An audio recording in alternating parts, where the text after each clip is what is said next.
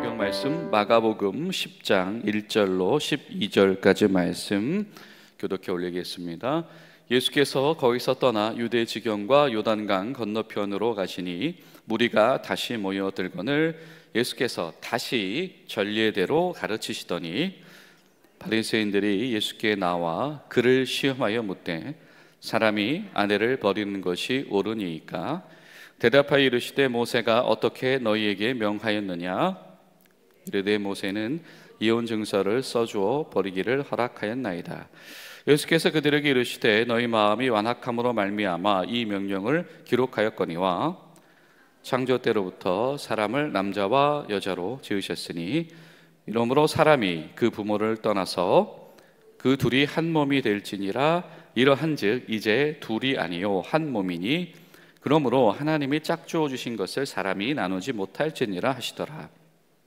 집에서 제자들이 다시 이 일을 물으니 이르시되 누구든지 그 아내를 버리고 다른 데 장가드는 자는 본처에게 간음을 행함이요 또 아내가 남편을 버리고 다른 데로 시집가면 간음을 행함이니라.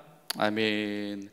사랑하는 여러분, 오늘도 주님의 은혜 안에서 예수님을 더 사랑하시는 하루 되시기를 간절히 소망합니다.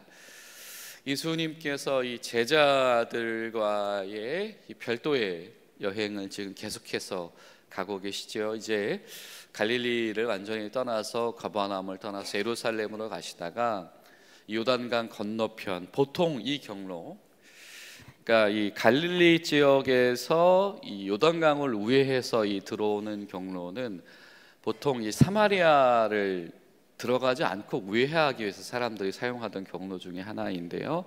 이 베레아 지역을 통과해서 이제 예루살렘으로 들어가게 되어지는 바로 그 길목입니다.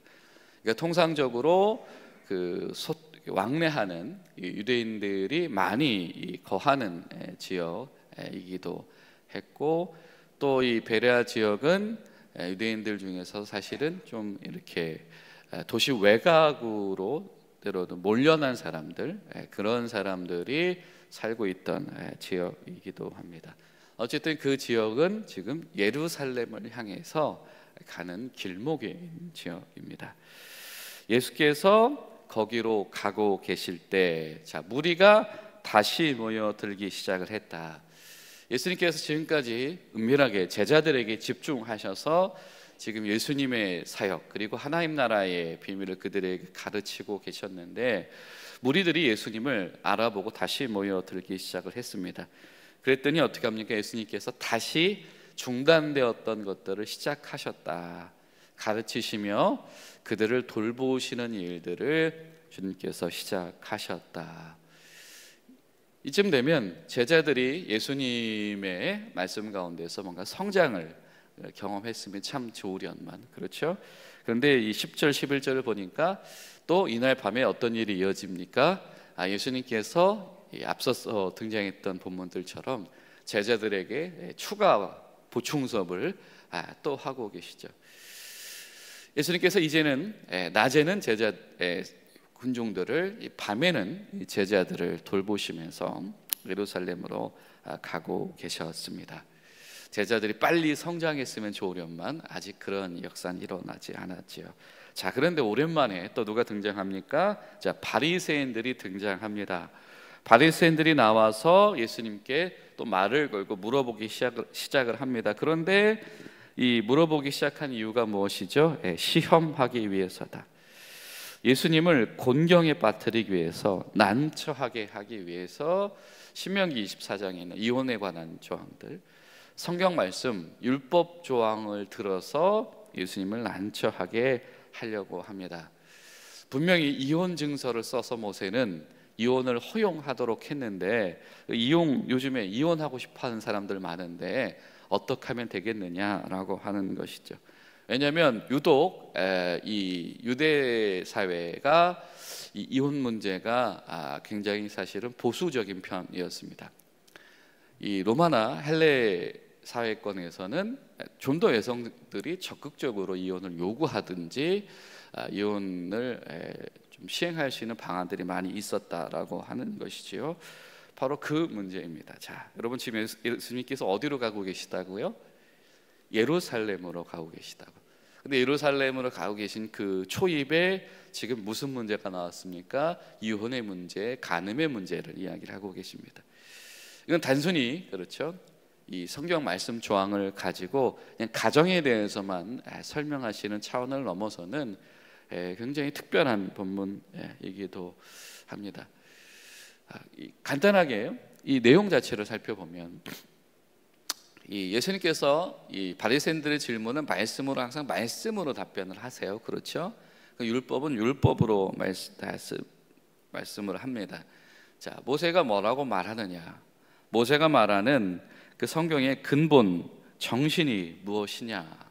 이혼을 시켜줘야 됩니까? 말해줘야 됩니까? 라고 할 때에 하나님께서 광야에 있는 이스라엘 백성들, 가나안 땅에 들어갈 이스라엘 백성들에게 이 이혼에 대한 규정들, 이혼 증서를 써줘서 이 공식적인 이혼을 하게 하고, 그래서 더 이상의 분쟁을 초래하지 않으며 때론 여인들을 보호하고 가정을 보호하려고 했던 그 근본 정신이 어디에 있느냐? 결국 그 근본 정신은 무엇이냐면 가정을 지키고 공동체를 지키는 것이다 라고 하는 것. 만약에 말씀 가운데 선택을 하려면 최대한 가정을 지키는 선택을 해라, 최대한 하나님의 물려주신 공동체를 지키는 선택을 해라 라고 하는 겁니다.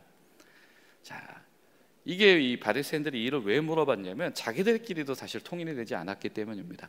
이 당시에 바리새파는 보통 크게 두 파로 나뉘어지는데요, 이 보수적인 파, 샴마이파라고 하는 이 보수적인 파들이 진영이 있었고요, 그리고 굉장히 자유적인 진영이 있었습니다. 힐렐파라고 하는 진영. 그래서 보수파는 어떻게 했었냐면, 이 아내가, 여자가 부도덕한 간음을 했을 때만 이혼을 허락하게 했습니다. 근데 이 힐렐파는 굉장히 다양한 이유, 예를 들면 살림을 못한다든지, 아니면은 말이 많다든지, 남의 흠집을 많이 둔다든지, 뭐가 이유가 생기면 이것을 다 이혼하도록 했다라고 하는 겁니다. 근데 서로 이것이 사실은 자신들 스스로도, 대중들 사이에서도 이것이 굉장히 공분이 된 사실이었다라고 하는 겁니다. 시대가 가게 되어지니까 해석이 여러 가지로 난무하게 되어지는 것이죠. 자, 사람들은 무엇을 원하냐면 항상 자신들이 지지받기를 원합니다. 자, 모세가 이 율법을 통해서, 하나님께서 모세를 통해서 이것을 준 것은 웬만하면 이혼하지 말아라 라고 하는 이런 것이다 라고 해석하는 사람들이 있고, 봐라, 이혼 증서 써주면 이혼해도 되지 않냐 라고 하는 사람들이 있다라고 하는 겁니다. 근데 이 모두 앞서거나 뒤서거나 이 말씀을 들먹거린 이유가 무엇입니까? 자기 주장이 맞다라고 하는 것을 관철시키기 위해서 이 말씀을 들먹거리는 것이다. 예수님께서 그 이야기를 하시는 것이죠. 그 말씀을 주신 이유가 무엇이냐? 해석을 가지고 다투라고 자신들의 주장 가운데서 그것을 타당성을 확보하려고 그렇게 하라고 했느냐? 그것이 아니다라고 하는 것이죠. 어떤 게 가정을 지키는 일이겠는가? 어떤 것이 공동체를 지키는 일이겠는가? 하나님께서는 최고의 기준을 가지고 가정과 공동체를 지키는 일을 택하라고 하셨던 것이다. 이것이 가나안 문화에 젖어 있었던 가나안의 족속들과는 달라야 되는 일이었기 때문입니다. 모세를 통해서 하나님께서 어떻게 말씀하셨느냐, 이것을 강조하는 겁니다. 하나님께서 짝져 주신 것, 이거 함부로 나누지 말아라. 자, 여러분, 이 길이 지금 어디로 가고 있다고요? 예루살렘으로 가고 있다고. 우리가 성경에 이 집이라고 하는 단어가 등장을 할 때 우리식으로 하면 이 가정 혹은 말 그대로 건물의 집, 하우스, 영어로 하면 홈과 하우스이겠죠. 그런 표현들이 구분되어지는 경우들이 있습니다. 예를 들면 창세기 46장 26절을 보면 요셉과 그 형제들이 이제 애굽에서 제외하는 장면이에요. 요셉이 오매 그들이 집으로 들어가서 그 예물을 그에게 드리고 땅에 엎드려서 절하니. 요셉이 집으로 들어간다라고 할 때 그 집은 어딘가요? 물론 자기가 거주하는 건물이지만 요셉이 집으로 들어간다라고 할 때 누구에게 들어간 거냐면 자기 형제들 가운데 들어갔다. 요셉이 자기 가정 속으로 다시 들어왔다, 이런 표현입니다. 근데 똑같은 구절에서 그 형제들이 집으로 들어가매라고 할 때 그 집은 뭐죠? 애굽의 중직인이 되어 있는 요셉이 거주하고 있는 건물로 들어갔다라고 하는 표현이에요. 집이 있고 가정이 있다라고 하는 겁니다. 그 가운데 사랑과 신뢰로 맺어진 관계가 있으면 이것은 가정인 것이고요, 그것이 단절되어진 것은 그냥 집인 것입니다. 자, 여러분, 예루살렘은 어떤 곳입니까? 하나님께서 자신의 이름을 두시려고 세우셨던 바로 그런 도시죠. 성전을 짓는 것을 허락해 주셨던 그 도시이며, 하나님 나라의 하나님의 백성, 하나님과 언약한 백성들의 후예의 어떤 상징과도 같은 그런 곳이었습니다. 그런데 그곳에서 어떤 일이 일어나지요?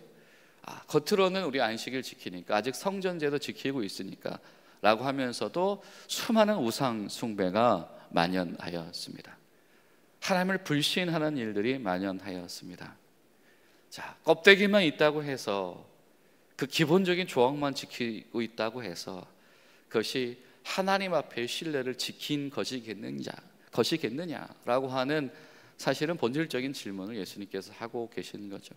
심지어 바리새파, 그 예루살렘에 있는 수많은 사람들이 하나님 앞에서 나뉘어져 있으며, 심지어 바리새파 안에서도 자신들끼리도 그렇게 나뉘어져 있지요. 말씀 안에서 어떻게 온전히 하나로 세워져 나가야 될 것이냐, 공동체를 지킬 것이냐가 신명기 법전의 근본 정신이었는데, 그것조차도 이 중에서 어떻게 내 말이 맞는지를 증명하기 위한 수단으로 전락해버린 도시, 어디 해도 신뢰가 없으며 신뢰관계가 무너져 있으며 사람들끼리도 신뢰관계가 무너졌고 궁극적으로 하나님과의 신뢰관계가 무너진 그 현실 앞에서 예수님께서 말씀하고 계신 것입니다. 하나님께서 창조하신 이 세상에 허락하신 수많은 선물 중에 무엇이 있다? 가정이라고 하는 것이 있다. 신뢰관계로만 존재할 수 있는 이 가정이라는 것이 있다. 하나님이 만드신 이 가정의 원칙을 바라봐라.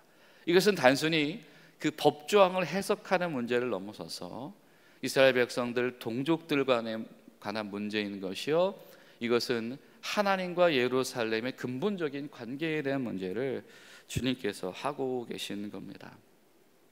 가정은 한 길을 가는 이들입니다.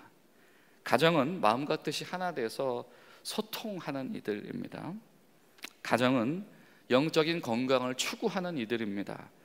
주님을 따르면서 건강한 방식을 찾아야 되는 이들이며, 가정은 그 안에서 믿고 존경하며 격려가 있어야 되는 이들이며, 가정은 헌신이 있어서 내가 희생해야 되는 것이며, 가정은 어려움을 함께 극복해가는 경험들을 쌓아 나가야 하는 것입니다. 사실 여러분, 제가 말씀드린 이 순서들이 찬송가 287장에 등장하는 내용들이지요.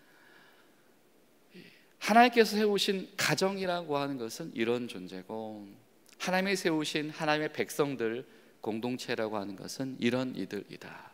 그런데 도무지 이것을 볼 수가 없다. 분명히 하나님은 하나 되게 하셨는데, 하나님에 속한 백성들이 가정 버리기를 마치 하나님을 모르는 저 로마 시민들이 하듯이, 이방인들이 하듯이 하고 있다.